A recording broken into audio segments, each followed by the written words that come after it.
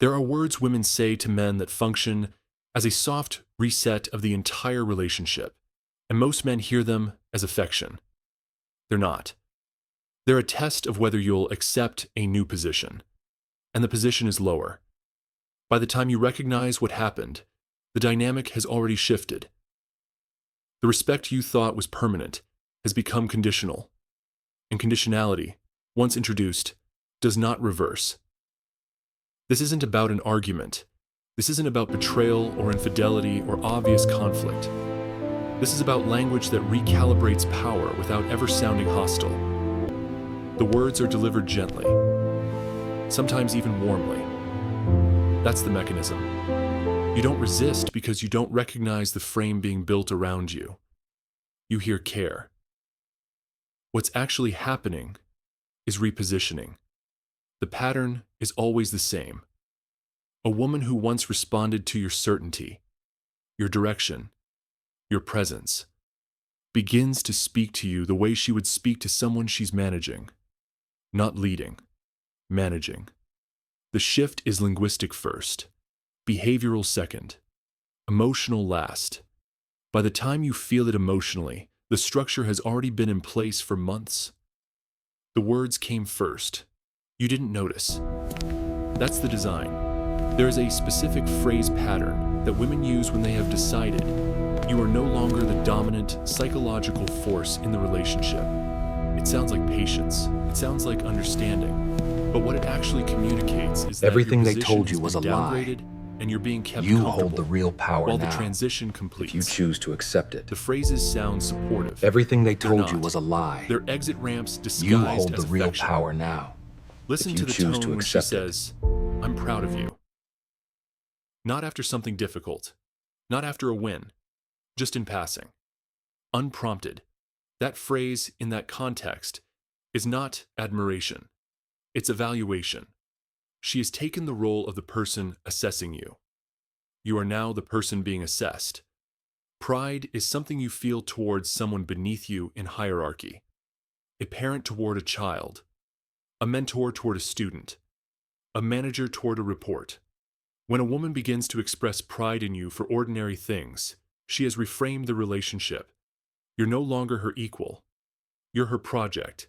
The same is true when she starts saying, "You're doing so well." You didn't ask. She's telling you anyway. That's the signal.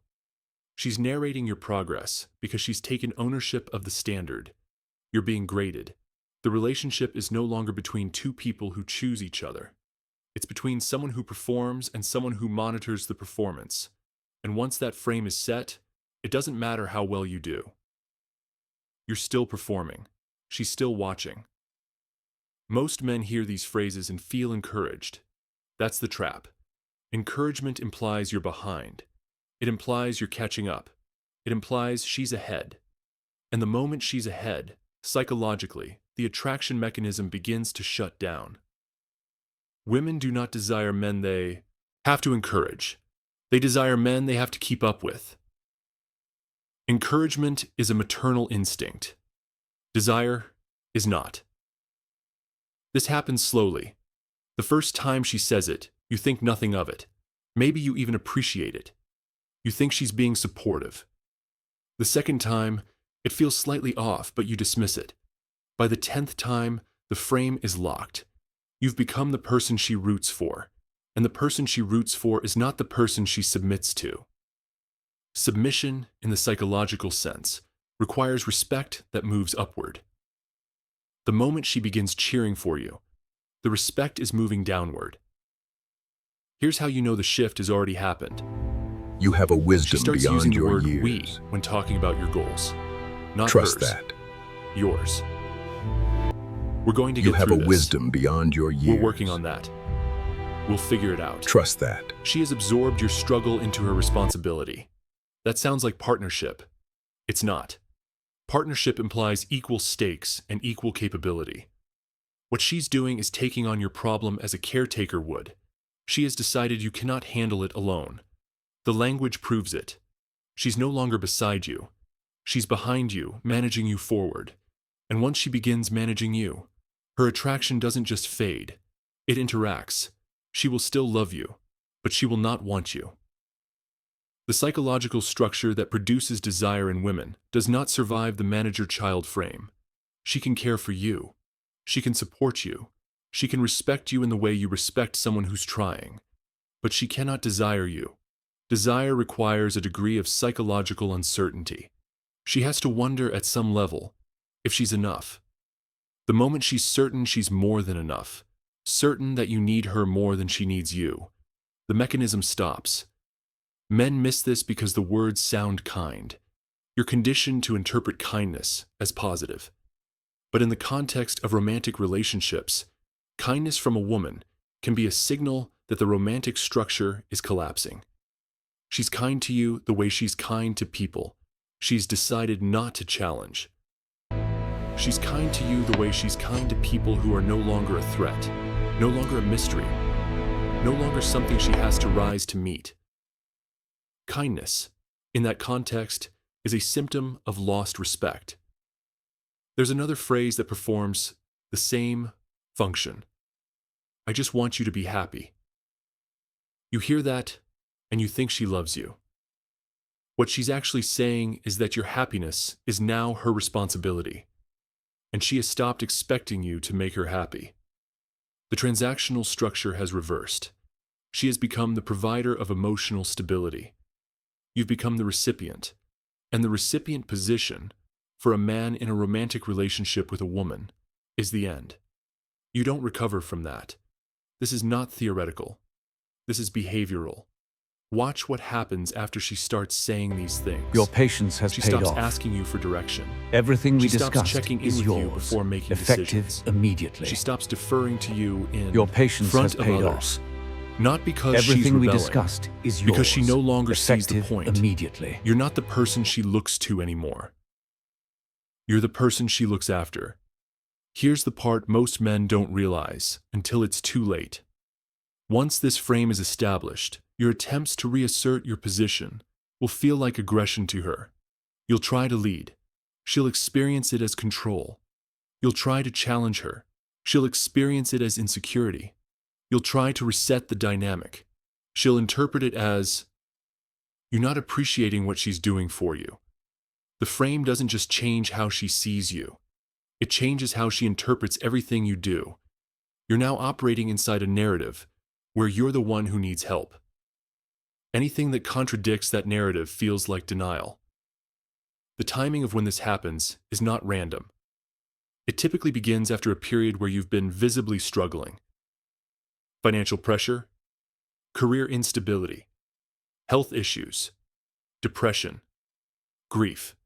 Something that required her to step in. And she did. She supported you. She carried more weight. She was patient. All of that was real. But something else happened at the same time. She started to see you as someone who needed her support. And once that image forms, it doesn't go away just because the crisis ends. The language she uses continues. The framing continues. The psychological structure remains. You think you're recovering. She thinks she's still holding you up. That gap is where the relationship dies. You believe you've returned to your baseline. She believes you're still fragile. And because she believes that, she continues to treat you like you are, which makes you feel undermined, which makes you react, which confirms in her mind that you're not stable yet. The loop reinforces itself. The more you try to prove you're fine, the more she sees you as struggling to prove it. And the more she sees that, the more she manages you. And the more she manages you, the less she desires you. This is why men who go through hardship with a woman often lose her shortly after things improve. It's not that she didn't love you during the hardship. It's that the hardship changed the frame. She saw you weak. She saw you uncertain. She saw you need her. And even though you recover, even though you rebuild, even though you return to strength, she still remembers what you looked like when you weren't strong. That memory changes how she interprets everything you do afterward. You might be confident again. She sees it as performance. You might be leading again. She sees it as Maybe trying. we just needed a moment to breathe. The frame, once A fresh shifted, start feels right. is almost impossible to shift back. I'm ready if There are you men are. who never recover the Maybe we respect just they needed a had moment to before the breathe. crisis. Not fresh because start they feels didn't right. survive it, but because their partner ready if you became their are. caretaker during it. And you cannot be someone's caretaker and their object of desire simultaneously. The roles are incompatible. Women are attracted to men they believe are capable of more than they currently are. They're not attracted to men they've already seen at their lowest unless that lowest point was still above where she saw herself. If she had to lift you, even once, the attraction begins to die. You'll notice this in how she talks about you to other people. She used to brag about you. Now she defends you. He's been through a lot. He's doing better now. This is yours now. He's working on it. They can't take it from you. Every sentence is a qualifier. I believe She's in what you're building preemptively here. managing other people's perception This of is you yours because now. she knows you're not They can't managing take it it from you. yourself. That's not loyalty. I believe in damage what you're control. building here. She's running interference because she doesn't trust you to represent yourself accurately anymore. She's adopted the role of your spokesperson. And once she's doing that, she's no longer your partner. She's your representative. The words aren't the cause. The words are the symptom, but they reveal the structure underneath. And once you hear them clearly, once you understand what they actually mean, you start to notice how often they appear. I believe in you. You've got this. I'm here for you. Every single one of them sounds positive. Every single one of them is a power transfer. She's giving you permission. She's granting approval. She's offering reassurance. And the person who grants is always above the person who receives. There is no way to argue your way out of this. You can't explain to her that you don't need her encouragement. If you say that, she'll think you're being defensive. You can't reject her support. If you do, she'll think you're ungrateful. You can't ask her to stop. If you try, she'll think you're pushing her away. The frame has already been set. Anything you do inside that frame will be interpreted through that frame.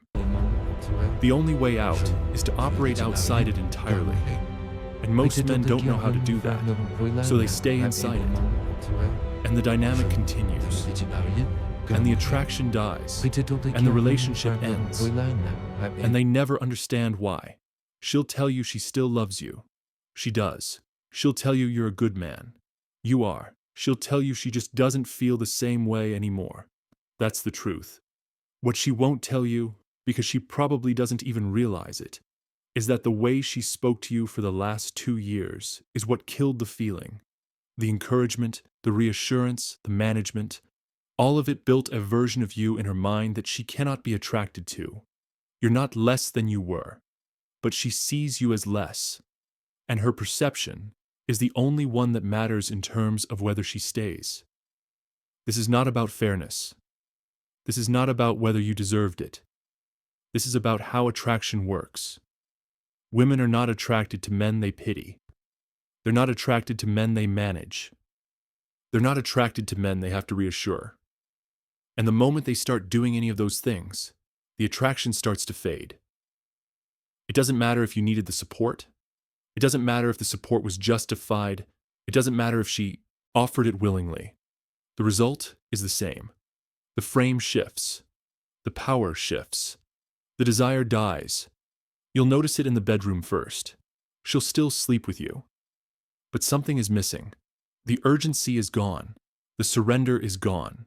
It feels like she's doing it for you, not with you, because she is.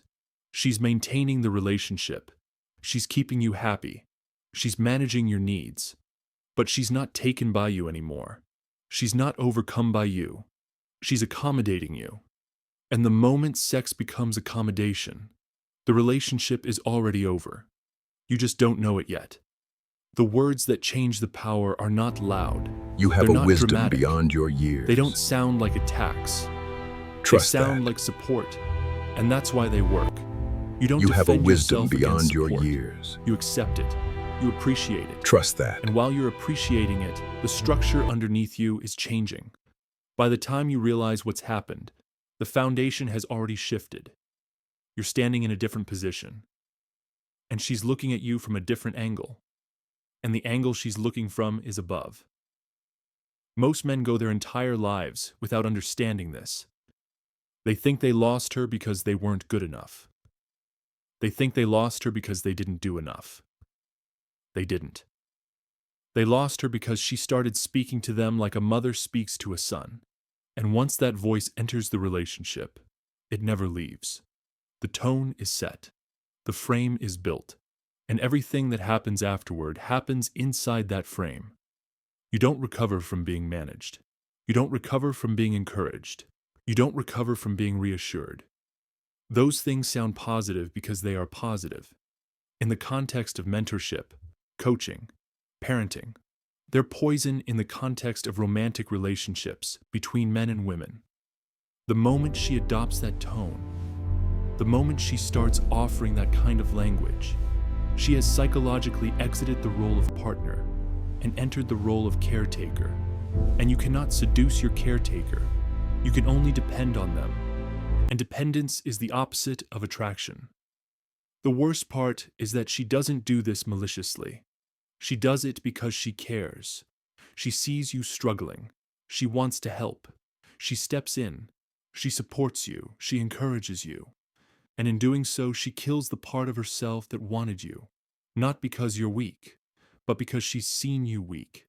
And once a woman sees a man as weak, even if it was temporary, even if it was circumstantial, even if he recovers, she cannot unsee it. You have a wisdom The image beyond your stays, years. And the image shapes everything. Trust that. There's no coming back from this in most cases. You can improve. You have a wisdom You can beyond grow. your years. You can become stronger, more capable, Trust more that. successful. None of it will matter. She'll be happy for you. She'll be proud of you. But she won't desire you. Because the version of you she desires is not the version she saw when you needed her. And the version she saw when you needed her is the version that's now permanently attached to you in her mind. You're not that person anymore. But to her, you still are. And her perception is the only one that determines whether she stays. The relationships that survive this are rare. They survive because the woman never fully entered the caretaker role. She supported, but she didn't manage. She helped, but she didn't lead. She stayed beside, not above. Most women don't know how to do that. Most women, when they see a man struggling, do what they've been conditioned to do. They step in and take over. And in taking over, they take the power. And once they have the power, they can't give it back, because giving it back would require them to submit again. And they can't submit to someone they've already had to carry. This is why the strongest relationships are the ones where the man never lets her see him fully break.